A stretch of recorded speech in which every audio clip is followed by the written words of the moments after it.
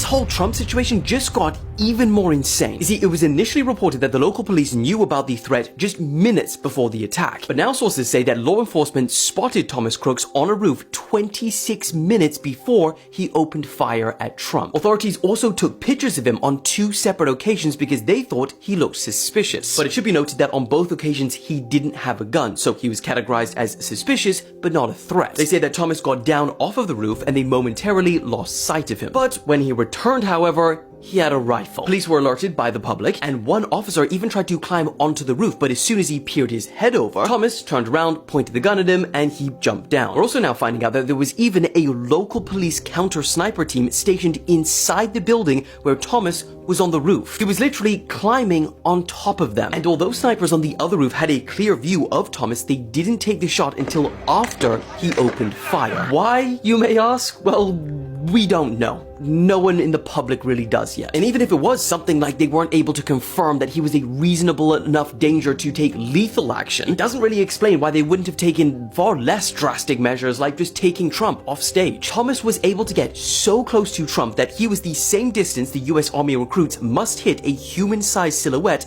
to qualify in basic training. And the questions don't stop there. Despite the FBI in the last 48 hours breaking into Thomas's phone, searching his computer, scouring his search history and bedroom, and interviewing over 100 people, including his friends and family, they still haven't found any evidence to suggest a concrete motive. The information they do have is either contradictory or just plain confusing. He was a registered Republican but donated to the Democrats. People who knew him say he was relentlessly bullied. He passed a background check at his work and raised no concerns. And people at school described him as a little bit of a loner but nothing out of the ordinary. And he was always nice and he was well liked by his teachers. And on top of that, the FBI haven't found any indication of him researching how to make homemade explosives. So it's currently unclear as to how Thomas assembled the explosive devices found in his car. A massive investigation is currently underway into so many of these questions. So of course, when this starts to make any sense, I'll keep you guys updated.